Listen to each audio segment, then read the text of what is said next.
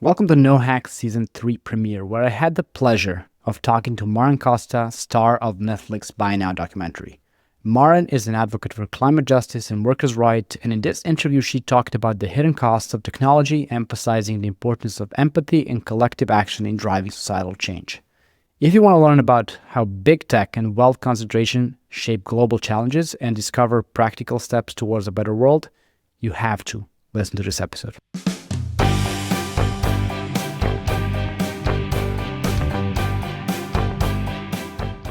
Maren Costa, welcome to No Hacks. What a pleasure to have you on. It's really great to be here. You've had a busy few months, to say the least. So what has changed in your life since the documentary aired on Netflix? Almost everything. Wow.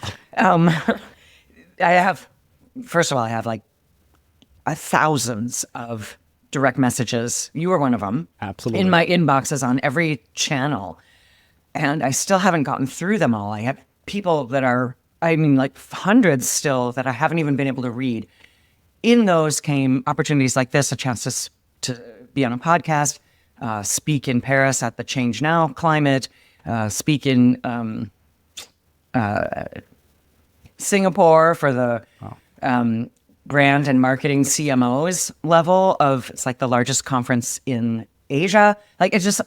Harvard was contacting me yesterday. It's just insane. And then just regular people, like with regular stories. Like I spoke with a high school student. She's French, but she's living in Taiwan, and she's talking about fast fashion, and she's doing a project, trying to figure out how to make a difference there. And I just love talking to anyone that I can. And so my day is like I'm talking to a guy from Poland who's going to do the highest jump skydive from the stratosphere and put all the money towards climate. It's just It's so much fun. I feel extra honored now and lucky that you got to read my message and we're doing this now. So let's talk about a little bit of what led to you being on that documentary. So you started with Amazon in 2002 and then you spent 15, 16 years, maybe more with Amazon. So what changed? Like, it must have been good and nice to work for Amazon. It must have been cool and you're inventing new things. You mentioned you had a lot of patents as well. So what changed in the meantime? Yeah. Okay. I started at Amazon in 2002, and there was like 3,000 people at the company at that time. And now there are over 1 million if you count everybody. And I would be in meetings with Jeff Bezos and 3 other people. Now it's the whole story. And in of itself, watching him change from sort of the geek to whatever this is. Let's just say that. Yep. And at first it was really exciting. I did always sort of have this probably, naive or overly ambitious goal to sort of change the world. And I think a lot of designers do. I think we come into this profession because we care about people and we want to understand how people think and how to make life better for them, how to make life easier for them. And at first there was so much low-hanging fruit at Amazon. It was... If you look at the Wayback Machine or whatever you want to do, go back to 2002 and you can see where I started. And so it was really exciting and fun. And Amazon wasn't the big evil that it sort of is today. And so I didn't feel so much like I was compromising my values to work there. I felt like I was making the site more accessible for a wider audience, less sort of white male geek. Like that's kind of what it was. Like, right.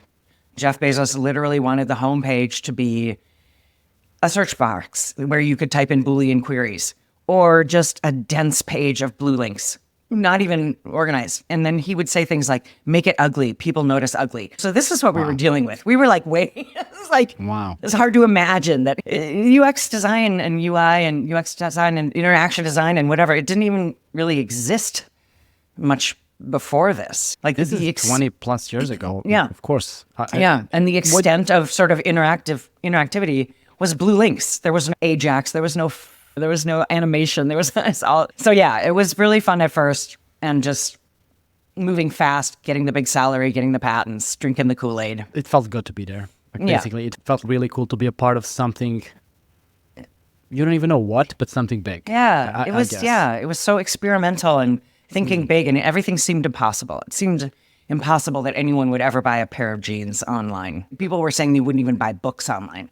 because you have to Right. pick it up and you have to feel it. And so it was recreating all of the existing shopping behaviors and the things that you need to make a decision online in the Right. virtual world instead of in the physical world.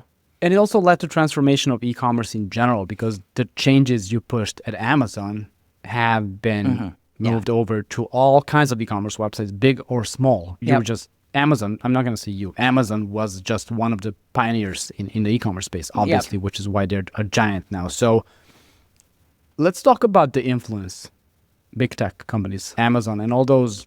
I've been hearing a term, broligarchs, for those CEOs. Like, it's been used by media lately, especially around the inauguration. Let's talk about the influence that they have on the world, and maybe if the people are even aware of the influence they have, or maybe it's kind of hidden in plain sight, right? Yeah. I say tech broligarchs just because if you look at the top 10 on like Forbes billionaire list right now, 8 out of 10 are from big tech. And there's a massive concentration of wealth and power happening in big tech. You can see obviously Elon Musk, richest man in the world, Jeff Bezos easily somewhere in that top 10, the 2 founders of Google, Oracle, etc.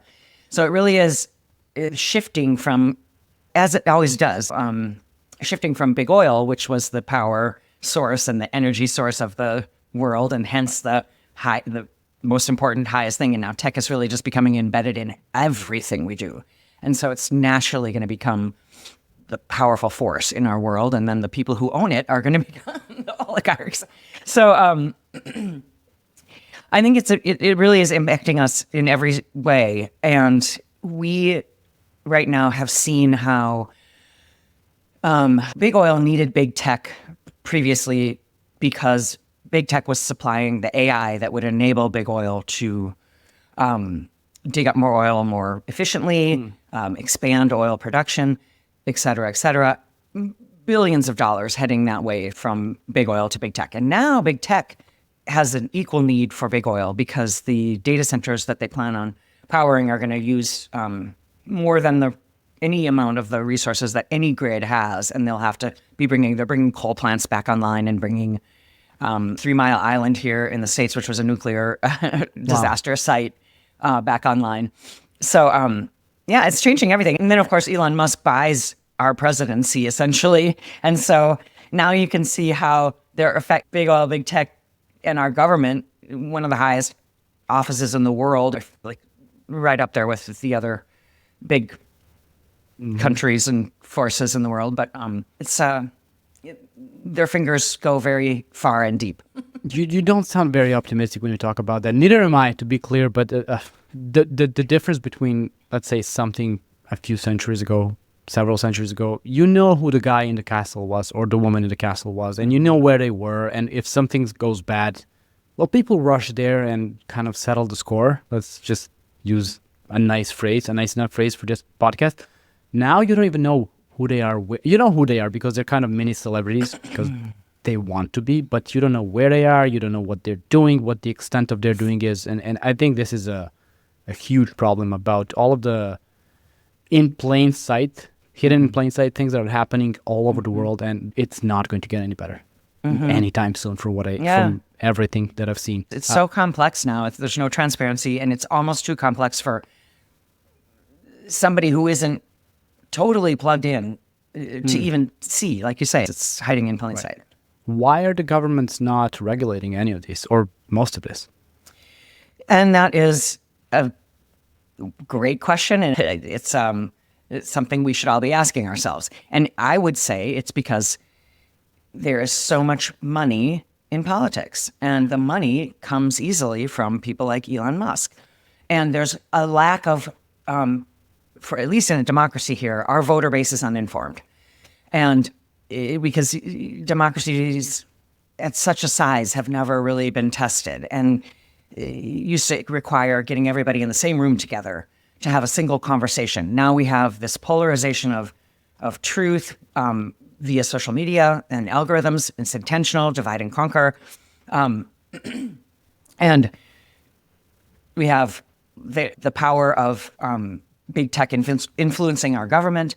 And our politicians wouldn't get reelected, or they would get ousted if they didn't obey. And so we can't wait for our governments to swoop in and help us. We can see right now they're not going to. One thing you told me when we had the first call preparing for this is radicalization is the answer by the common people. And I absolutely love that. But let's talk about one thing you helped start and you did with the Amazon employees for climate justice. And this is what got you in trouble in the first place, with Amazon at least. So tell me about that. What was the role? What was your role in starting that? Is it organization? How do I call it? Yeah, it's a group. 501c3 charitable organization, nonprofit organization. So when I came out of college, I was like a women's studies major, feminist. I was set of a feminist nonprofit.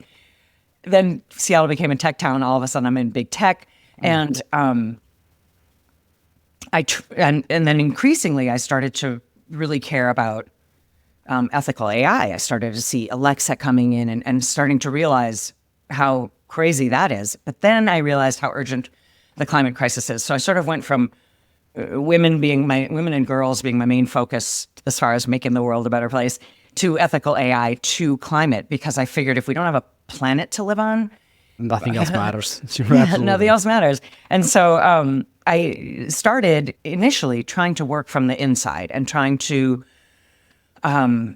convince all the VPs that I knew, go to the top and pitch an idea. And in the past at Amazon, when I had pitched ideas, oftentimes it would be, that's a great idea. Let's patent it. Here's money. Here's a team. We'll rewrite their roadmap. Go do that. And that was part of the fun, exciting part of being there. And you just felt like you could make big change fast. And then, but when I started trying to pitch climate ideas, like, hey, why don't we expose the externalized costs to our customers? Let them know this one's coming from China, so it's going to have this much of a carbon footprint or whatever.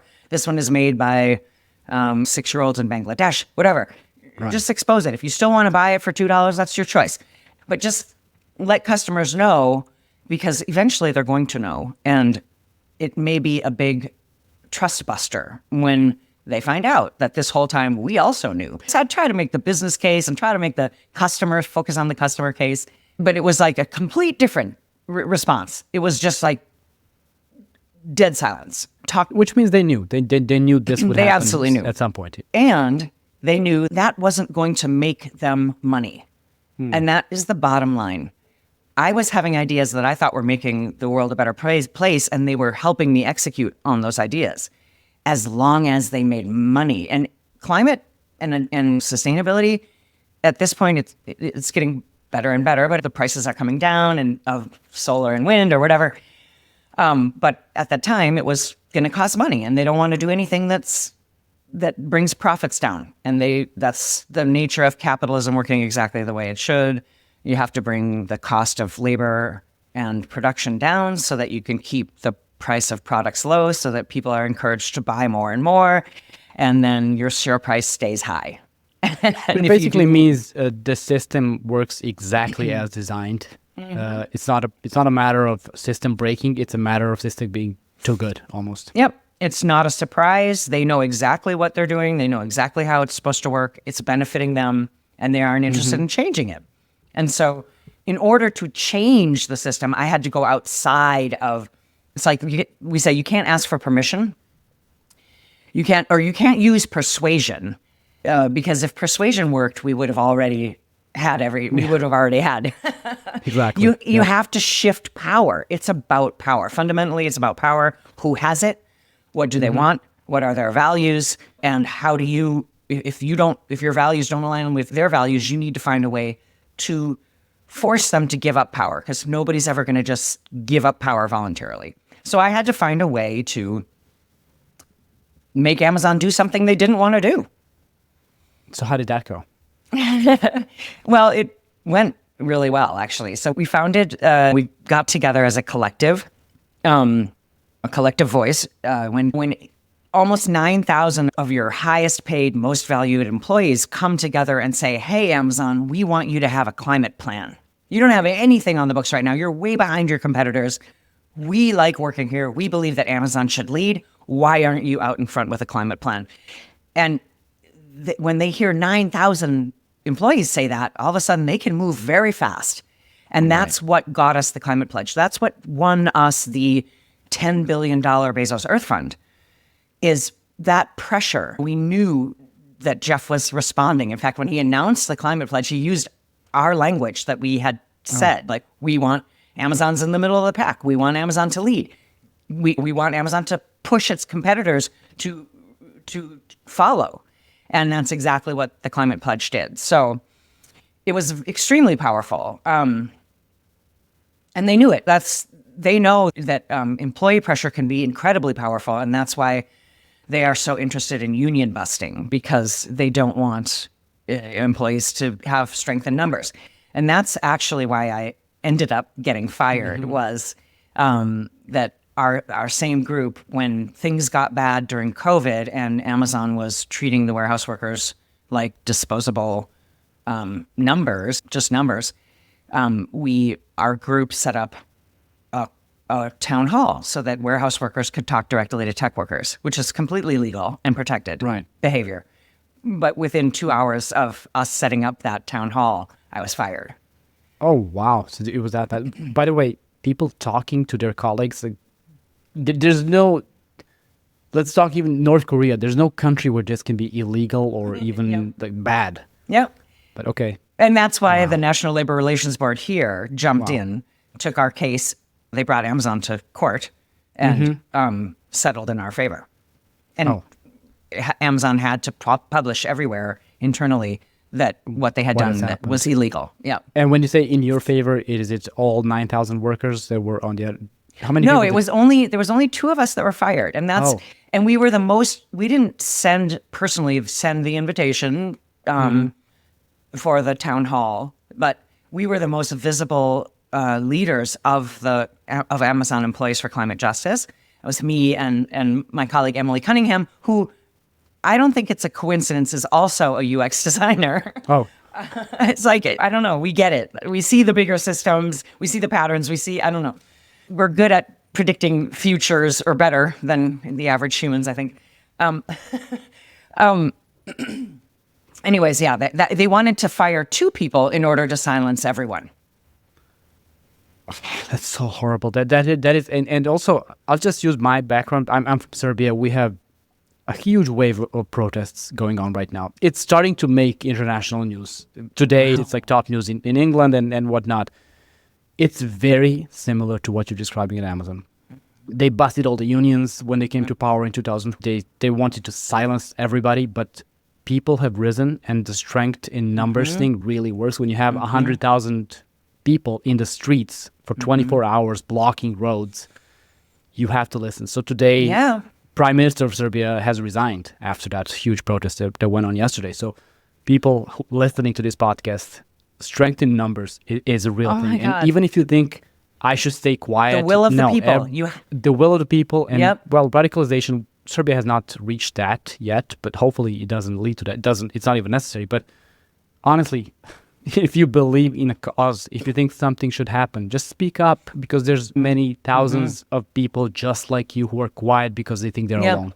And that is the biggest and don't danger speak of up alone. Don't speak up alone. Like, be strategic about it. Like, at the same time that we were fired, there was a guy who we heard was protesting within his own organization by himself. He was an engineer, and he was just standing up and saying, "I'm not going to write code until you guys get a climate pledge."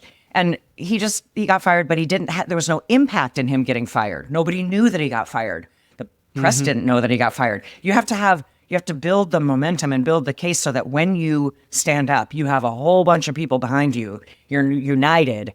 And we still need leaders that have to take the bigger risks. Of course. Put themselves in. You have to decide how much you're willing to risk. How much privilege do you have? How much can you afford to take whatever risk? Everyone has to decide. What is your capacity for risk? And then do as much as you can, because it's kind of all hands on deck. I love hearing that story about the people in Serbia. That's just... I haven't been this happy about news from Serbia ever in my life, I think. And this feels special. Let's talk about how companies like Amazon do what they're doing, trick people into buying more, spending more, without even considering what happens, and this is what the documentary is all about, what happens when you are done with what you just bought. And you told me earlier, there's no away. That away is on planet Earth, and we're headed towards a Wall-E scenario, which is one of the best animated movies ever made. I've seen it at least 20 times, and that is not an exaggeration. So give me some examples of dark patterns. Actually, I'll ask you about one, the Amazon Smile example that you talked about in an interview, in a TV interview. I really hate them for this, and I'll let you explain what it is. Yeah.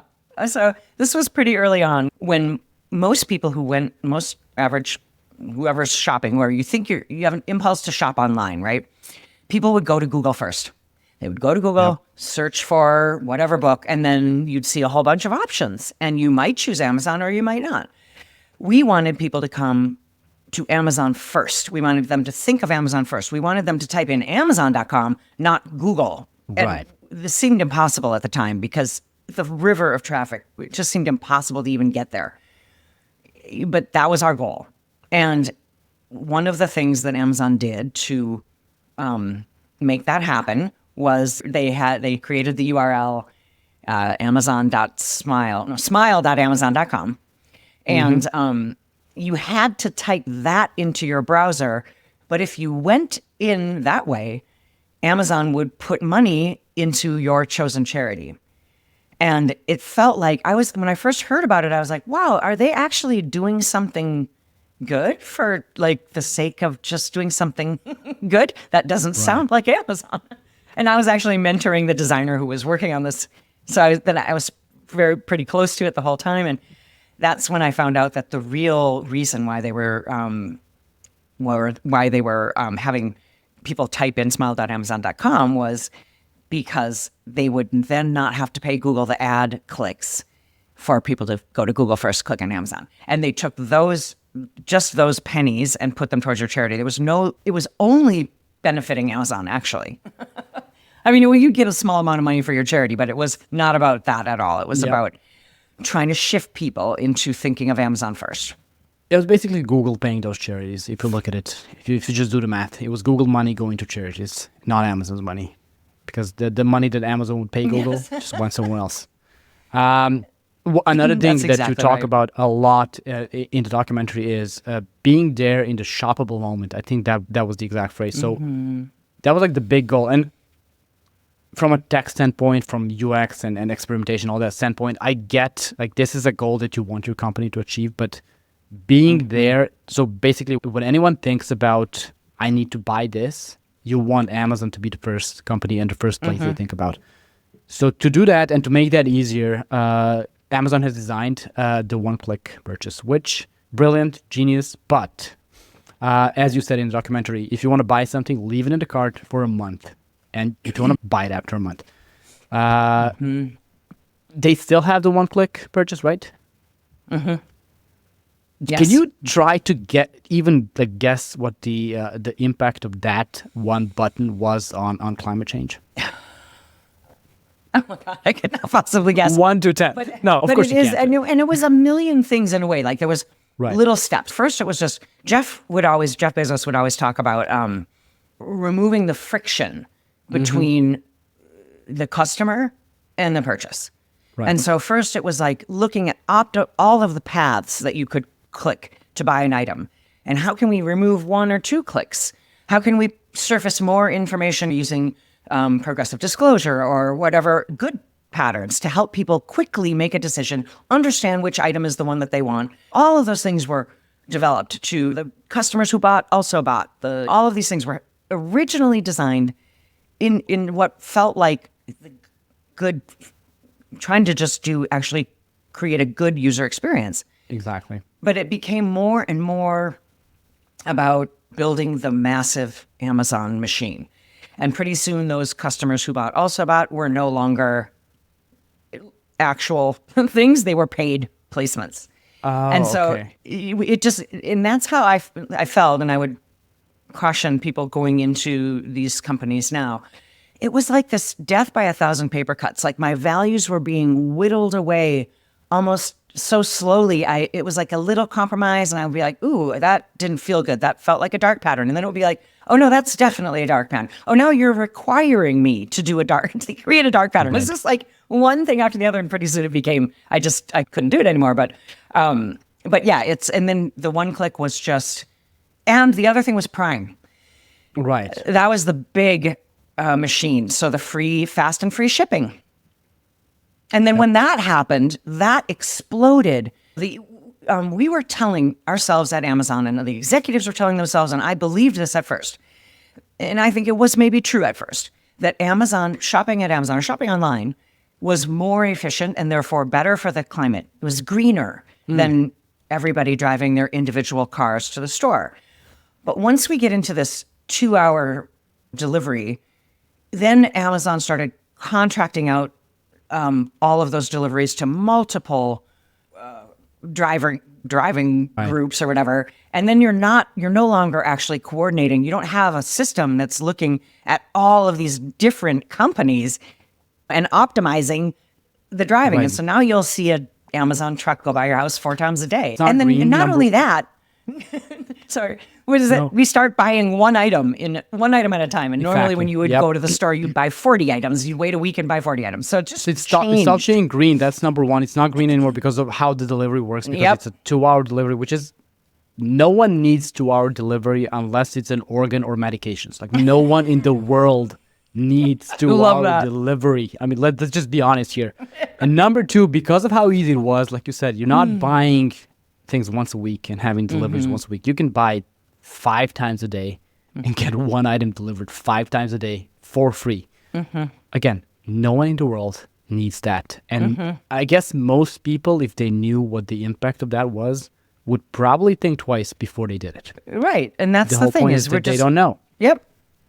We hide the actual we externalize the costs, and customers can be conveniently uninformed about it. Yep. Even though I think when you see the movie, if you see the documentary, I don't think a lot of people are seeing something that they had no idea was happening. I think it's just hitting in a new way. And it's by excellent design. I think the filmmakers did a great job. It's combining the visuals and the music and the storytelling. And it becomes it lands harder than just knowing that there's factories in Bangladesh that burn down. I love what you said there, because it really is, none of that is new. And especially for most of the audience here works in conversion optimization, experimentation. So they know this, they do this for a living. But to see it like that, explained in such a way, I told you before, when I saw the trailer, October, when the trailer first came out, I wondered, oh my God, we're the worst, we're the bad guys. We are the bad guys here, we're doing this. I went to a conference in November, 2 days or 3 days after the premiere, after it started airing on Netflix. It was the talk of the conference. Like a lot of people who saw it, that was the only thing they could talk about. Oh, wow.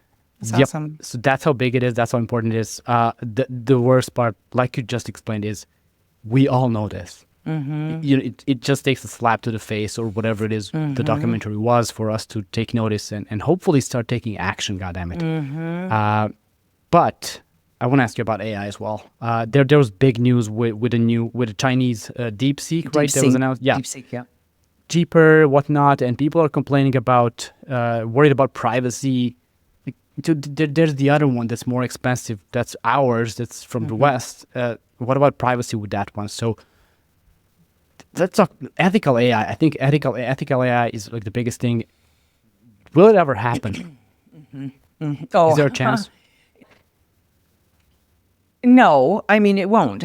Technology is inherently a neutral tool, and humans will define how it will be used. And we've seen how we've used every tool in the past. A screwdriver can screw into a wall, or it can stab somebody in the heart. It's like it's the same thing. So, but that said, we need to do as much as we can to move cautiously. We are currently building the most powerful weapon.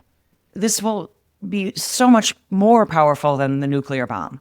And we are racing just headlong into our own oblivion because the people who are doing this are not actually, they don't share the values. Like there's the people in power and they don't share our values.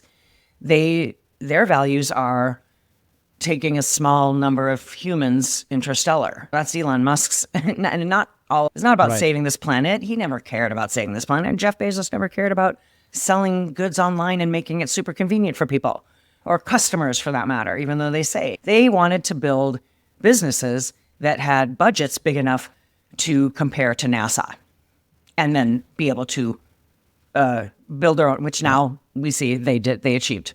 They're doing, yep. It's funny how in Terminator 2, which is, to me, this is the best AI movie ever made, even though... Which one? Terminator 2. Oh, even though it didn't guess anything about AI, they talk about robots killing people and all that stuff and the shape-shifting robots. Actually, it's tech pros. It's tech pros who cannot even talk to people. So it's very weird how wrong that movie got it. Yeah. But yeah, this is where we are. So you do think it's very unlikely or almost impossible, basically, because of the people pulling the strings with AI. Yeah. We need to mitigate the consequences of AI, but without power, we don't have a countervailing force. So right now, they get to set the agenda for how they're buying our government. Elon Musk is Donald Trump, for example, is promising to remove all the regulations that would slow down AI. Now we're even more panicked because China obviously jumped ahead. And so it's just an all-out arms race. And they're cutting costs, cutting jobs, cutting anything they can to marshal all the resources towards AI. The market may have a balancing effect here. We can't rely on markets to keep us safe, that's for sure. But for the moment, their profits might be low because they aren't getting the returns that they predicted. And now with China leapfrogging. But that's what I've noticed. The AI hype has definitely slowed down, not even a little bit, because the promise was you'll get flowers and rainbows within 6 months. It's been 2 years and we're getting email copy generated by ChatGPT and stuff like that. Yeah. So it's there, but it's not where it was supposed to be by this time. I have the next segment is called Rapid Fire Questions. Well, not a cool name, but it's just a basic name. I have a few questions for you. I would like to respond to them in 10, 20, 30 seconds most per question. So let's start with the first one. What is the one thing online shoppers should know, but often they don't? The extent that their purchases are impacting people and planet. Yep. It's a sad answer, but it's a great answer. What is a dark pattern in online retail that frustrates you the most? I think ads masquerading as content. That is one of the most frustrating things. And that's been going on forever. There used to be, a lot of times you'll pick up a magazine and you'll think you're reading a really non-biased article, and then you see in tiny print, paid by advertising. That, and customers just are, it's happening to us all the time in our social media feeds. It's just, it makes a biased source be seen as a neutral source. And that's a great one. I wouldn't have thought of that, but that is a problem as old as sharing information in any way. What is one change that companies can make today to be more ethical? Is there one? I mean, are they willing to? Let's find the changes that don't cost money, that don't impact profits. And those are the changes that they can make, that they will make. That's a very good answer. What is this? The final one. What is the one thing a tech worker or tech workers underestimate about their power? Tech workers think that they are on the same team as the power holders. So their bosses, the C-suite, whatever. We were in this ivory tower, and we felt like we were special. And tech workers are not. They are going to be as disposable as like Amazon warehouse workers are currently. And the people in power will have no qualms about mass layoffs and just treating tech workers like numbers the same way they've treated other groups of employees. And we've seen it happen already. Right after the pandemic, when the tech layoffs were happening, or towards the end of the pandemic, we've seen it. They have no regard. They just don't care. And like you said, tech workers are numbers just like any other workers. And living in an ivory tower can kind of affect the way you think and your perspective of what the world is. So how do we make the world a better place then? How do we foster empathy between people and better understanding that people should be working together, radicalized or not, working together against the few individuals who really want their personal gain and nothing else? I mean, the most powerful thing that an individual can do is stop being an individual. Talk to your coworkers, talk to your family, talk to your school, talk to wherever you are, wherever there's already an organized group. Educate that group, raise awareness, do everything you can to raise awareness of what we're facing and start to bring people together to begin to build a countervailing force. A union is just a force to make companies come to the table to negotiate. And especially if we don't have jobs, if we're losing our jobs, we no longer have that power. We will have no lever by which to make these big companies come to the table and negotiate about anything, whether it's jobs or salary or climate or anything else. And so we have to start building that force now. And you start by just talking, to raise your own awareness and then talk to the people that you know. But the world we're in today, maybe not by design, but you have, and this is also from documentary, you can scroll social media and they play the videos of cats in the documentary. You can numb your brain using social media. Social media also, well, we're all connected, but we've never been more alone as humans. Yes. And that was not, I'm guessing that was not by design, but this is something that really... I think it was by design. You think it was? Divide and conquer is the oldest rule in the book for taking power. So I don't think it's an accident. I think someone who designed a website like Facebook to rate college students wasn't thinking that far ahead, but it was probably introduced later as a feature. Yeah. And that's the thing, is we need to see these structures for what they are and see how they're changing us as human beings. And we are so isolated. No, and it doesn't make us happy. It is very sad. I mean, the state of the world right now. It's like when someone better. first invented the cigarette. They didn't think about it. They didn't think they weren't trying to be evil. It was just something. But once we found out that they were killing people, the people that were making the money off of those things did not want you to know that. And they did everything they could. And they would hide it, yeah. And then they would do sneaky things like making the ads for cigarettes be cartoons so that it would appeal to a younger generation and start a new generation of addicts. And that's the same method, the same model that consumption. It's even worse because social is. media doesn't even need ads anymore. Yeah. People just want to be there. I mean, I guess people just wanted to smoke without ads, because if everyone around you smokes, you're more likely to be a smoker. Yeah. But even that was like 70-80% of people smoking. Social media, 100% of people are there. And same with smoking. It took people to get mad, to wake up and get mad. And we have these despondency and fear of people feel like it's hopeless, or they feel afraid to make change, or and the thing that gets you over fear and despondency and depression is outrage. And so we need people to get mad. And when you get mad, you get motivated. When you're motivated, you take action. When you take action, you experience hope. And then it starts the beneficial cycle. And one of the things that somebody said, some wise person said to me recently, what if it's not as hard as we think it's going to be? That is so good. And that reminds me of Serbia once again, because if there's enough people on your side and just working together, not on anyone's side, against the bad guys, whoever the bad guys are, if there's enough people just standing up and saying, enough. Yep. You've done your damage, just go away now.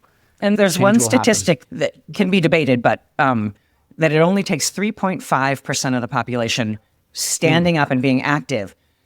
And when that has happened, significant change has never failed to happen. So it's not as many people as you think. Yeah, because if you have the 3.5%, there's going to be 20, 30 more percent who are going to support the 3.5. And that's when, this is amazing. There's not a lot of hope, but there's hope. People just need to take action. I call myself an optimistic pessimist. That's a good. One final question. What is your call to action for the listeners of this podcast? And that's almost all exclusively tech workers working in digital marketing, UX, and similar professions. What should they do today to ensure we have a better world in 20, 30 years? I mean, it would be two things. Within your profession, be wary of compromising your values.